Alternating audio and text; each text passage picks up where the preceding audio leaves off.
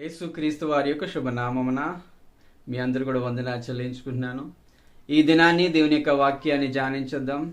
మరి దేవుడు తన యొక్క అనాది కాలంలోనే మనలను ఏర్పాటు చేసుకొని ఈ విధంగా తన యొక్క చిత్తాన్ని మన పట్ల రుజువుపరుస్తూ వస్తున్నాడు. ఈ దినాన్ని దేవుని యొక్క సన్నిధిలో మన దేవుని యొక్క వాక్య భాగము సమాధానకర్త యేసుక్రీస్తు.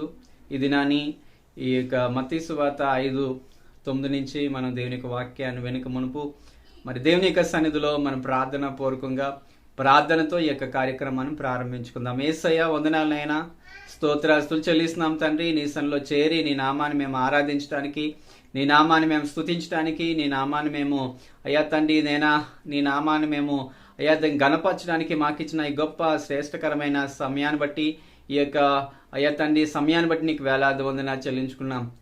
నీ నామాన్ని మేము ఏ విధంగా హెచ్చించి నేను స్తుతించాలో సహాయం చేసి నడిపించమని ఈ దినము అయ్యా తండ్రి నీ సన్నిధిలో చేరి నీ వాక్యాన్ని ధ్యానించే సమయం మేలుకరంగా ఆశీర్వదకరంగా చేయమని ఏ సత్పరిశుద్ధ నామంలో అడిగి వేడుకుంటున్నాం తండ్రి, ఆమేన్. సమాధాన గృహంబు సమాధానకర్త స్తోత్రములు అనే పాట పాడుకుందాం. సమాధాన గృహంబులోను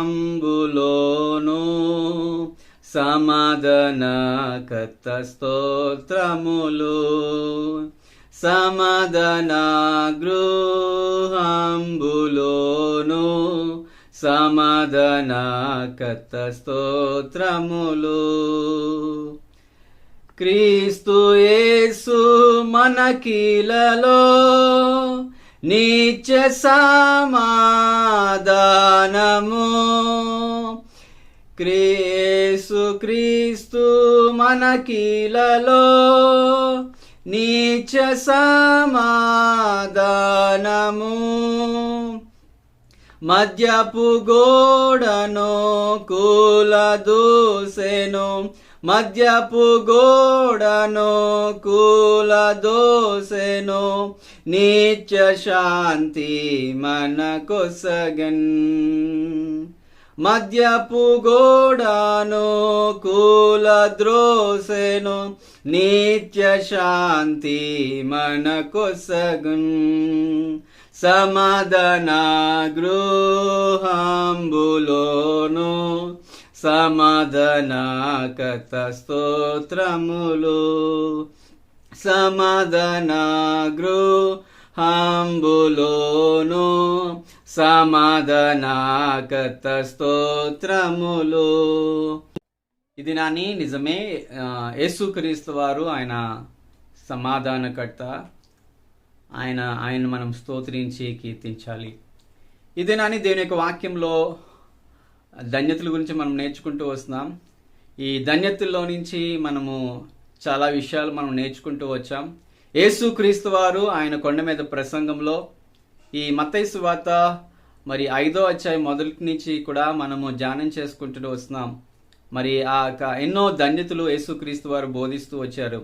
ఇది నాన్ని ఈ యొక్క 7వ ధన్యత ఒక ప్రత్యేకమైన రీతిలో యేసుక్రీస్తు వారు పలికిన వారుగా ఉన్నారు. ఈ యొక్క ధన్యత ఏమని చెప్పబడుతుందంటే, ఇంగ్లీష్లో చదువుతున్నాను. Blessed are the peace makers for they shall be called sons of God.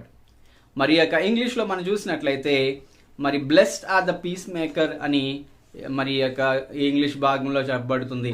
అదే మనము తెలుగు భాగం కూడా చదువుకుందాం. మరి మత్తయి సువార్త 5:9 సమాధాన పరచువారు ధన్యులు, వారు దేవుని కుమారులు అనబడుదురు. ఇదనని చాలా మందిగా మనము ఒక రాజు కుమారుడైతే బాగుండు, లేదంటే ఒక నాయకుడికి నేను ఒక మంచి కుమారుడిగా పుట్టుంటే బాగుండు, లేదంటే ఒక మంచి ధనవంతుడి యొక్క కుమారుడిగా కుమార్తెగా నేను పుట్టుంటే బాగుండు అని అనుకుంటాం కదా. ఇది నా దేవుడు ఏమంటున్నాడంటే, సమాధాన పరచువారు ధన్యులు, వారు దేవుని కుమారులు అనబడుదురు అని ఈ యొక్క వాక్యం సెలవిస్తుంది.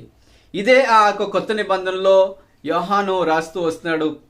యోహాను సువార్త 1వ అధ్యాయము ఈ విధంగా చెప్పబడుతుంది. 1వ అధ్యాయం 12లో మనము ఒకవేళ యేసుక్రీస్తు వారిని మనము ఎరిగినట్లయితే తాను ఎందరు అంగీకరించెదరో యోహాను సువార్త 1వ అధ్యాయము 12వ వచనం ఈ విధంగా చెప్పబడుతుంది. తన్ను ఎందరు అంగీకరించెదరో వారికందరికీ అనగా తన నామమునందు విశ్వసించు వారందరికీ దేవుని పిల్లలగుటకు ఆయన అధికారం అనుగ్రహించెను. ఇది నాని దేవుని పిల్లలు అగటానికి కూడా he's giving an authority to become the children of God. We are having an authority to tell that we are the sons of God, children of God. మేము దేవుని పిల్లలం. ఎందుకు అంటే మనకు ఒక అధికారాన్ని దేవుడు ఇచ్చాడు. అధికారము దేని నుంచి ఇచ్చాడంటే దేవుని యొక్క వాక్యం ద్వారా దేవుడు మనకి ఇచ్చాడు కనుక మనము ఆ అధికారముతో దేవుని పిల్లలంగా, దేవుని యొక్క ప్రజలముగా, దేవుని యొక్క అధికారముతో మనం ముందుకు వెళ్దాం. ఇది నాని ఈ యొక్క ధన్యతలో నుంచి కొన్ని విషయాలు మనం నేర్చుకోవాల్సిన వారు ఉన్నాం. పీస్ మేకర్ అనే మాట ఏదైతే ఉందో బైబిల్ గ్రంథంలో అనేక మంది పీస్ మేకర్స్గా, సమాధానకర్తలుగా ఈ యొక్క బైబిల్ గ్రంథంలో మనం ఎంతో మందిని చూస్తాం. ఈ యొక్క బైబిల్ గ్రంథంలో చూసిన ఆ యొక్క గ్రంథకర్తలు లేదంటే ఎంతో మంది ఆత్మీయులు ఇందులో ఉన్నారు.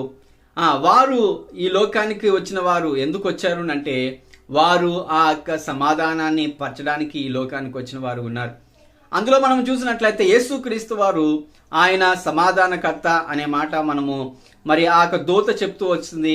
ఆయన ఈ లోకానికి ఏ విధంగా ఈ లోకానికి వస్తాడనే విషయాన్ని కూడా మరి ఆయన ఈ లోకానికి రాక మునిపే ఆ యొక్క ప్రవక్తలు కూడా ఆయన గురించి మాట్లాడుతూ వచ్చారు. యెషయా ప్రవక్త కూడా మాట్లాడుతూ వచ్చాడు ఆయన సమాధానకర్త. మరి ఆ యెషయా 7లోను యెషయా 9లో కూడా ఆ యొక్క అధ్యాయాల్లో యేసుక్రీస్తు గురించి ఆయన సమాధానకర్త అని ఈ యొక్క పాత నిబంధనలో కూడా చెప్పబడుతూ వచ్చింది. అయితే ఈ యొక్క దినాన్ని యేసుక్రీస్తు వారు సమాధానకర్త అని మనం చెప్పుకుంటున్నాము. రెండోదిగా మనం చూసినట్లయితే ఆ యొక్క యోసేఫ్ కూడా సమాధానకర్త.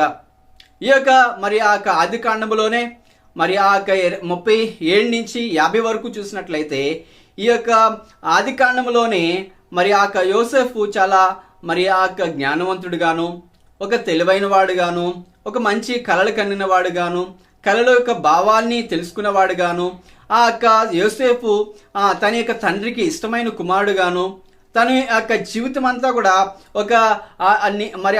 తన జీవితం అంతా కూడా దేవుని యొక్క మార్గంలో నడిచిన వాడుగా కనపడుతూ ఉన్నాడు. మరి యోసేఫ్ తన యొక్క జీవిత చరిత్రను మనం చూసినట్లయితే యవనస్తులుగా యోసేఫ్ జీవితాన్ని మనము కలిగి ఉండవలసిన వారుగా ఉన్నామనే విషయాన్ని ఎంతో మంది యవనస్తుల గురించి, ఆ యవనస్తుల యొక్క జీవితం గురించి, అదేవిధంగా యవనస్తుడైన ఈ యొక్క యోసేఫ్ జీవితం గురించి కూడా మనం నేర్చుకుంటూ వస్తాం. యోసేఫు తన యొక్క తండ్రిని, తల్లిని, తన యొక్క అన్నదమ్ములని వారు ప్రతికూలంగా ఉన్నా కానీ వారి మధ్య ఆయన ఒక సమాధానకర్తగా ఉన్నట్టుగా ఈ యొక్క పరిశుద్ధమైన బైబిల్ గ్రంథం చెప్పబడుతుంది. ఈ యొక్క ఇంకా మనం చూసినట్లయితే యోనాతాను తన జీవితంలో మరి ఆ యొక్క ఇశ్రాయేలు యొక్క ప్రజలకు రాజు లేడు అని అన్నప్పుడు, మరి ఆ యొక్క రాజును కోరుకున్నప్పుడు సమూయేలు వెళ్ళి దేవుణ్ణి అడిగినప్పుడు దేవుడు ఆ యొక్క సౌలుని రాజుగా చేస్తాడు. మరి సౌలు అనంతరము సౌలు చేసిన పరిస్థితులు మనకు తెలిసే ఉన్నది. ఆయన రాజుగా ఉన్నాడు కానీ ఆయన మరి ఆ యొక్క రాజుగా ఉంటూ కూడా ఆయన ఈ లోకంలో దేవుడి ఇష్టానుసారంగా ఉండవలసిన ఆ రాజు దేవునికి ఇష్టానుసారంగా ఉంటూ కూడా కొన్నిసార్లుగా దేవునికి వ్యతిరేకంగా ఉంటున్నప్పుడు ఆయన మరి తన కుమారుడైన యోనాతానికి రాజుగా కాకుండా దేవుడు ఆ యొక్క దావీదును, గొర్రెల కాపరైన దావీదును మరి ఆ రాజపీఠాన్ని వెక్కించడానికి దేవుడు పూనుకున్నవాడుగా ఉన్నాడు. అయితే ఆ విషయము యోనాతాను తన యొక్క మరి ఆ సౌలు ఆ కుమారుడైన యోనాతానుకు తెలుసు. అయితే మరి ఆ రాజు తర్వానంతరం నేను రాజుగా ఉండాలనే ఆశ కూడా తనకి లేదు. తనకి ఏమై ఉన్నది అంటే దావీదు తన జీవితంలో ఆయన మరి గొర్రెల కాపరిగా ఉండి ఆయన ఒకానొక సమయంలో గొలియాతుతో ఆయన పోరాడినప్పుడు ఆ యోనాతాను ఈ యొక్క విషయాలన్నీ కూడా గమనించి ఆ యొక్క దావీదు మీద ప్రేమ కలిగిన వాడుగాను, దావీదు అంటే ఎంతో ప్రేమ కలిగి ఆయన యొక్క హృదయానుసారంగా ఆయన ప్రేమించిన వాడుగా ఈ యొక్క వాక్యాన్ని మనం చూస్తూ వస్తాము. ఆ యోనాతాను మరి తను చేసిన పని ఏంటంటే మొదటి సమూయేలు 19:1 నుంచి మరి 7 వచనాలు మనం చూసినట్లయితే మొదటి సమూయేలు మరి 19:1 నుంచి 7 వరకు మనం చూసినట్లయితే మొదటి అధ్యాయంలో సమూయేలు ఈ విధంగా అంటాడు, ఇదిగో దావీదుని మీరు పట్టుకొని తీసుకొని రండి, ఆయన బ్రతకడానికి వీలు లేదు అని మాట్లాడినట్లుగా మాట్లాడతాడు. అయితే ఆ మొదటి వచనం నుంచి ఇంకా కొంచెం ముందుకు వెళ్తా ఉంటుంటే యోనాతాన్ అంటాడు, దావీదు నీకు ఏ హాని చేయలేదు, దావీదు మన పక్షానే కాదు, మన కుటుంబ పక్షానే కాదు, ఇశ్రాయేలు పక్షాన్ని కూడా ఆయన మరి ఏ విధంగా ఆ గొలియాతును ఎదిరించాడో ఆ విషయాన్ని కూడా గుర్తు చేసినప్పుడు ఆ 7వ వచనానికి వచ్చేసరికి దావీదు సౌలు వ్యతిరేకంగా ఉన్న దావీదు మళ్ళీ తిరిగి సౌలు యొక్క గృహానికి రావడం చూస్తాము. సౌలు రాజు అదేవిధంగా యోనాతాను దావీదు కలిసి వారు సంతోషంగా ఉండడం మనం చూస్తూ వస్తాం. ఇంకా మనం ముందుకు వెళ్ళినట్లయితే పౌలు యొక్క జీవితం మనం చూసినట్లయితే ఈ పరిశుద్ధమైన బైబిల్ గ్రంథంలో పౌలు ఎన్నో ఎపిసోడ్స్ రాస్తూ వచ్చాడు, సంఘానికి రాశాడు. అదేవిధంగా చాలా విషయాలుగా ఆయన సంఘానికే రాయడం కాదు కానీ ఆయన వ్యక్తిగతంగా కూడా ఎన్నో పత్రికలు ఈ యొక్క మరి దైవ గ్రంథంలో రాసిన వాడు ఉన్నాడు. ఆయన రాసిన ఈ యొక్క మరి ఎపిసోడ్స్ మనం చూసినట్లయితే ఆయన మరి ఎన్నో రకాలుగా సంఘాన్ని ఏ విధంగా నడుచుకోవాలి, ఆ సంఘము ఎటువంటి పరిస్థితులు ఉన్నప్పుడు దానికి ఎటువంటి కాన్ఫ్లిక్ట్స్కి ఎటువంటి రిజల్యూషన్స్ ఆయన ఇస్తూ వచ్చాడు, ఎటువంటి సాల్వేషన్స్ చేస్తూ వచ్చాడు, ఎలా ప్రాబ్లమ్ని సాల్వ్ చేస్తూ వచ్చాడో ఈ దైవ గ్రంథంలో రాయబడి ఉంది. అందుకనే పౌలు కూడా హీజ్ అ పీస్ మేకర్ అని మనం చెప్పగలం. ఇంకా మనం మత్తయి సువార్తలోకి వెళ్ళినట్లయితే మత్తయి సువార్త 5 ఇదే 5వ అధ్యాయము 23-24 మనం చదివినట్లయితే మొట్టమొదటిగా మనం చేయవలసింది ఏంటి, ఎందుకు దేవుడు కోరుకుంటున్నాడు అంటే మనం వెళ్ళి ఆ దేవునికి అర్పణ అర్పించాలి అని అనుకున్నప్పుడు, దేవునికి మనం ఏదైనా నైవేద్యాన్ని అర్పించాలని అన్నప్పుడు, దేవునికి మనము ఒక అర్పణ తీసుకుని వెళ్తున్నప్పుడు, మన బలిపీఠం దగ్గర ఉన్నప్పుడు ఒకవేళ మనకి ఒక గుర్తొచ్చి మన సహోదరుడు లేదంటే మన యొక్క సహోదరి లేదంటే మన కుటుంబంలో జరిగిన పరిస్థితులు ఏవైనా నీ యొక్క గమనంలోనికి వచ్చినప్పుడు నువ్వేం చేయాలంట, నీవు ఆ యొక్క బలిపీఠాన్ని వదిలిపెట్టి నీ యొక్క అర్పణ విడుదలపెట్టి నువ్వు వెళ్ళి మొదటగా నీ యొక్క నీ సహోదరునితో నీవు ఇద్దరు కూడా అక్కడ సమాధాన పడమని దేవుడు ఇక్కడ చెప్పబడుతున్నాడు. దేవుడు ఇక్కడ చెప్తున్నాడు. మత్తయి సువార్త 5:23 చదవండి, 24 చదవండి. అందులో మరి దేవుడు యేసుక్రీస్తు వారు ఏం బోధిస్తున్నారు అంటే, నీవు బలిపీఠం దగ్గర ఉన్నప్పుడు కూడా నీవు దేవునికి అర్పణ తీసుకుని వచ్చి కూడా నీకు ఒకవేళ నీవెవరితో అయినా కానీ నీవు ఆ ఘర్షణ తర్వాత కానీ ఏదైనా సమాధానం లేనప్పుడు నీవు ముందు అక్కడికి వెళ్ళి సమాధానం పడినట్లయితే అప్పుడు నువ్వు తిరిగి వచ్చి మళ్ళీ తిరిగి నీ యొక్క బలిపీఠం దగ్గర నీ యొక్క నైవేద్యాన్ని నీ యొక్క అర్పణను నువ్వు అర్పించవచ్చు అని దేవుడు ఇక్కడ చెప్పబడుతుంది. అందుకని ఈ అర్పణ విషయంలో మనకు ఒక విషయం గుర్తొస్తుంది. ఏంటంటే ఆ దేవుడు ఈ యొక్క బైబిల్ గ్రంథంలో ఏబేలు కైను ఇద్దరి అర్పణలు దేవుడు వారిద్దరు కూడా దేవుని దగ్గర తీసుకుని వచ్చారు. కానీ ఏబేలు తన అర్పణ దేవుడు అంగీకరించాడు. కానీ కైను తన జీవితం మనం చూసినట్లయితే దేవుడు తన యొక్క అర్పణను దేవుడు అంగీకరించలేదు. ఇది మనం చూసినట్లయితే దేవుడు అంగీకరించడంలో ఉన్నది, దేవుడు కొన్నిసార్లుగా మనల్ని అంగీకరించడు అనే విషయం కూడా బైబిల్ గ్రంథం చెప్పబడుతుంది. ఎందుకు అంగీకరించడు, ఎందుకు అంగీకరిస్తాడో కూడా ఇక్కడ చెప్పబడుతున్న మాట ఏంటంటే, ముందుకు నువ్వెక్కడికి వెళ్ళాలి, నువ్వు ముందు సమాధాన పడాలి. వ్యక్తితో సమాధాన పడిన తర్వాత మళ్ళీ తిరిగి నువ్వు ఆ అర్పణ దేవుని దగ్గర తీసుకుని వచ్చినప్పుడు దేవుడు దాన్ని అంగీకరిస్తాడు. ఇంకా మనం ముందుకు వెళ్ళినట్లయితే ఇదే మత్తయి సువార్త 18 15 16 మనం 17 18 ఇలా కింద వరకు మనం చూసినట్లయితే అక్కడ నువ్వేం చేయాలంటే the process of piece making, సమాధాన పరచబడడానికి ఏ ప్రాసెస్ చెయ్యాలో యేసుక్రీస్తు వారే మనకి ఈ యొక్క వాక్య భాగాన్ని మనకు బోధిస్తున్నాడు. ఏంటంటే మొట్టమొదటిగా నువ్వు వెళ్ళి ఏం చేయాలంటే, ఇక్కడ మనము తెలుగు భాగంలో మనం చదువుదాం. మత్తయి సువార్త 18 మరియు 18-15 ఈ విధంగా ఉన్నది. మత్తయి సువార్త 18వ అధ్యాయము 15వ వచనం.